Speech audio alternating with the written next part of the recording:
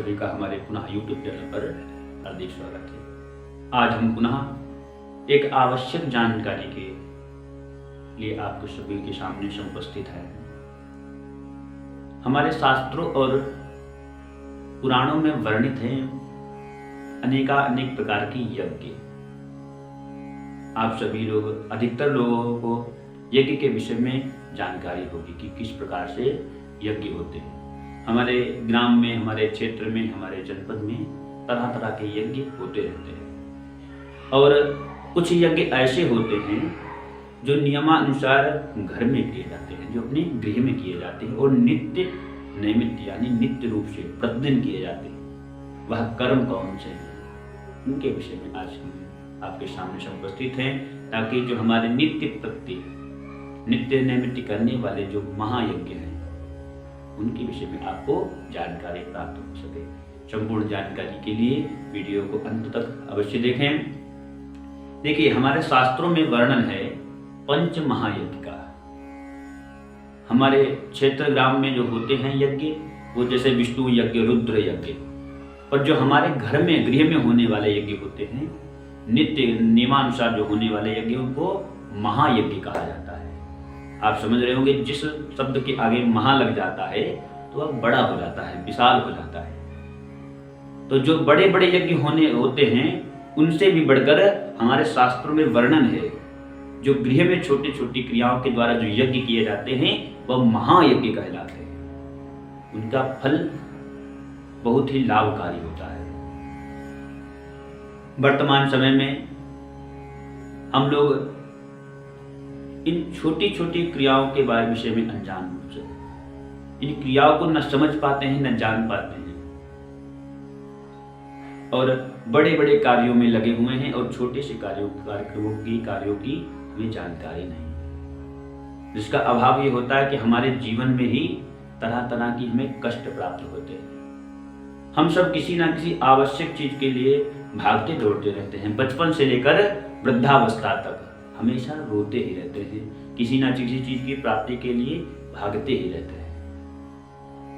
ये जो हमारे गृह में होने वाले यज्ञ हैं, ये हमें सभी चीजों की प्राप्ति कराते हैं। देखिए, जो मनुष्य होता है वो माटी का मात्र पुतला होता है, और उस माटी को पुतले को देवता तक पहुंचाना या देव रूप में बनाना, ये हमारे हैं वह संस्कार है, वह हमारा ज्ञान है जो हमें ब्रह्म की प्राप्ति करा देता है।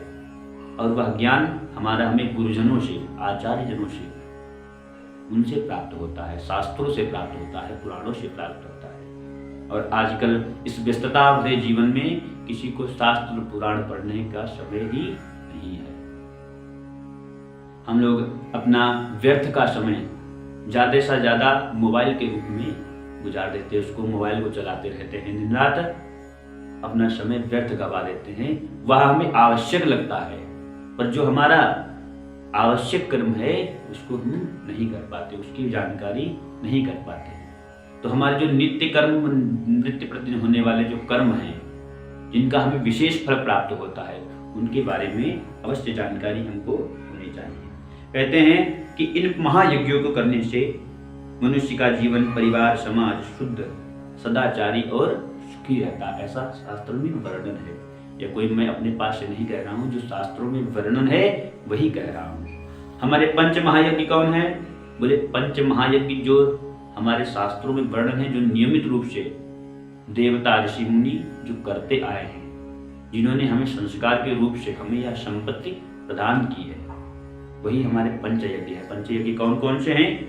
ब्रह्म यज्ञ, देव यज्ञ, पितृ यज्ञ, भूत यज्ञ और अतिथि यज्ञ। ये 5 प्रकार के यज्ञ है। ब्रह्म यज्ञ क्या है? ब्रह्म यज्ञ जिसमें आहुति के द्वारा प्रदान किया वाला यज्ञ नहीं है। ब्रह्म यज्ञ है कि ब्रह्म रूपी जो ज्ञान को प्राप्त करो, नित्य नैमित्य वेदों, शास्त्रों, पुराणों का अध्ययन करना और अध्ययन कराना, यह दोनों कार्य ब्रह्म यज्ञ कहलाते हैं, जो प्रत्येक जीव को नित्य नैमित्य रूप से करने चाहिए। बहुत से अधिक ऐसे लोग हैं जिन्होंने कुछ आयु तक अध्ययन किया, उसके उपरांत विवाह इत्यादि होने के बाद अपने अपने कार्यों में व्यस्त हो गए, जिन्होंने पुराणों और पुस्तकों और शास्त्रों को कभी मुड़कर देखा ही नहीं।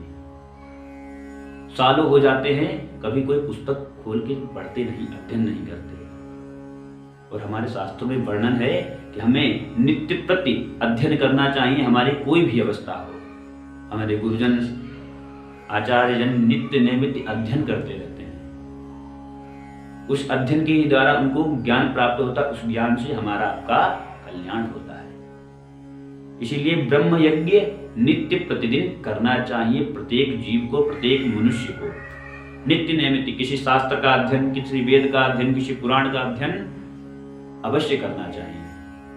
आपके पास शास्त्र पुराण वेद नहीं है तो रामचरितमानस प्रत्येक घर में है, और जिसके घर में नहीं है वह मार्केट इत्यादि से प्राप्त कर सकता है, कोई ज्यादा महंगी नहीं आती है। तो उस रामचरितमानस का अध्ययन करिए और अपने बच्चों को सुनाइए, संस्कार दीजिए। यह ब्रह्म यज्ञ है। इसके बाद दूसरा नंबर आता है देव यज्ञ। ये देव यज्ञ क्या है? या भी किसी आहुति वाला यज्ञ नहीं है। इसमें आपका किसी प्रकार का कोई खर्चा नहीं होने वाला है। जैसे विचार करो कि हमारे पास इतनी हैसियत नहीं, हमारे पास इतना पैसा नहीं है जो हम इस प्रकार के यज्ञ कर सके। ब्रह्म यज्ञ के बारे में आपने सुना है, अब सुनिए देव यज्ञ। देव यज्ञ क्या है? देव यज्ञ जो देवताओं का हम लोग पूजन अर्चन वंदन नित्य करते हैं, जैसे ठाकुर जी की सेवा करते हैं, या अन्य कोई संध्या वंदन करता है, या गुरु मंत्र का जप करता है, या किसी भी प्रकार का देवताओं का अर्चन वंदन पूजन ही देव यज्ञ कहलाता है। जो हमारा कर्तव्य है, क्यों नहीं कि उस प्रभु ने हमारे ऊपर कृपा की है, जो हमको यह मानुष तन दिया है, उसके प्रति भी हमारा कुछ कर्तव्य है। क्योंकि हमारी आपकी तो आदत हमेशा हो गई है, हम सभी लोग भगवान के पास तभी जाते हैं जब हमें किसी चीज की आवश्यकता होती है। मंदिर में जाते हैं, अगर हम एक फूल लेकर भी भगवान को अर्पण करने गए तो 50 अपनी समस्याएं लेकर गए कि हमारा भगवान यह कल्याण हो जाए, ये हो जाए, वो हो जाए।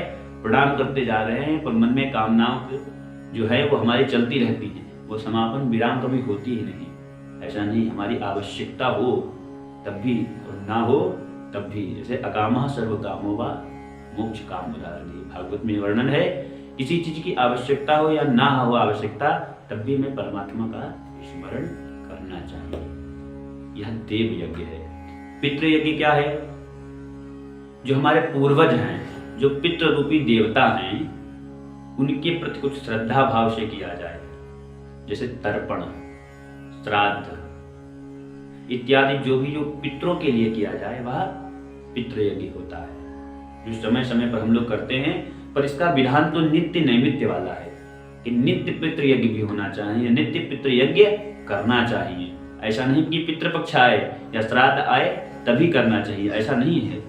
नित्य नैमित्य हमें पितृ यज्ञ करना चाहिए। उसके उपरांत कौन सा यज्ञ आता है? भूत यज्ञ। पहले आपने सुना ब्रह्म यज्ञ, देव यज्ञ, पितृ यज्ञ, अब है भूत यज्ञ। हम लोग जैसे ही सुनते हैं भूत यज्ञ, तुरंत मन में गलत विचार आ जाते हैं ना। भूत यज्ञ अर्थात कोई प्रेत वाला यज्ञ होगा कोई, ऐसा नहीं है। भूत यज्ञ का बहुत महत्व है, पर हम लोग आजकल शब्दों का महत्व नहीं समझते हैं। शब्द समझते हैं कि शब्द में क्या लिखा है, लिखा होने से मतलब नहीं है, उसका महत्व क्या है, उसका अर्थ क्या है, हमें इस पर ध्यान विशेष जाना चाहिए। भूत यज्ञ क्या है? भूत यज्ञ है अर्थात जो अन्य जीव हैं, अन्य प्राणी हैं, उनके प्रति नित्य नैमित्य हम कुछ ना कुछ भोग निकालते रहें। अन्य सांसारिक जो जीव है उनके कल्याणार्थ कुछ निकालते रहें, कुछ कार्य करते रहें, वह है भूत यज्ञ। अर्थात ये नहीं कि भूत यज्ञ है प्रेत वाला यज्ञ या चुड़ैल वाला या डाकनी शाकनी, ऐसा नहीं है। भूत यज्ञ है अन्य जीवियों के, संसार जो अन्य प्राणी हैं, जीव हैं, उनके प्रति जो हम कार्य करते हैं, कर्तव्य जो हमारा है, नित्य प्रति कुछ ना कुछ निकालते हैं अपने भाग्य से, अपने अंश से, वह भूत यज्ञ कहलाता है। तो हमारे 4 यज्ञ हो गए। 5वां यज्ञ कौन है? अतिथि यज्ञ। अतिथि यज्ञ क्या है? जो हमारे घर में कोई देव रूप अतिथि आ जाता है तो उसका हम लोग सिर्फ सम्मान स्वागत करते हैं, वह अतिथि यज्ञ होता है। यह भी अति आवश्यक है। ऐसा नहीं है कि हमारे घर में कोई ठीक ठाक आ गया, पैसे वाला आ गया तो हम उसके लिए दौड़ पड़े सम्मान करने के लिए, और कोई गरीब साधारण आ गया तो उसका सत्कार ना करें। हमारे शास्त्रों में वर्णन है। कहते हैं ना, हम लोगों को लगभग जानकारी है कि कहते हैं अतिथि देवो भव, अतिथि जो है देवता का स्वरूप होता है, पर इसको मानते नहीं हैं, या सभी जानते हैं कि अतिथि देवो भव, पर मानता कोई नहीं है। तो इसीलिए हमारे शास्त्रों में वर्णन है कि हमें नित्य नैमित्य अतिथि यज्ञ करना चाहिए।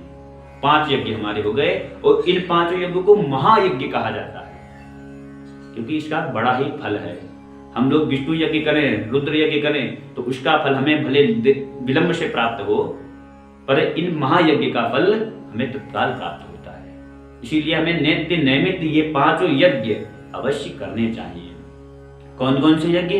ब्रह्म यज्ञ, देव यज्ञ, पितृ यज्ञ, भूत यज्ञ और आतिथ्य यज्ञ। ये 5 यज्ञ हैं जो हमें नित्य नैमित्य करने चाहिए।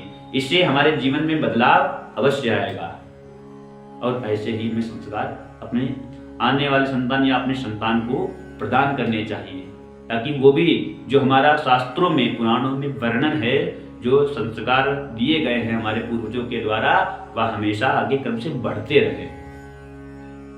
तो इसी प्रकार से जो हमारा जो आज इस वीडियो के जरिए आपको जो 5 यज्ञों के बारे में बताया गया है, उनको अवश्य धारण करें और नियमानुसार पालन करें। इससे आपके जीवन में सुख शांति समृद्धि अवश्य प्राप्त होगी और समाज में सुधार होगा, सदाचार प्राप्त होगा। तो इसलिए आप हमारे द्वारा जो भी आज इस वीडियो के जरिए जानकारी प्राप्त हुई है, इसको अवश्य धारण करें। और ऐसे ही वीडियो की जानकारी के लिए आप हमारे चैनल को सब्सक्राइब करें, लाइक करें और कमेंट करके बताएं वीडियो कैसा लगा। तब तक के लिए पुनः एक वीडियो के जरिए आपके सामने उपस्थित होंगे। जय श्री सीताराम, जय श्री राधेश्याम।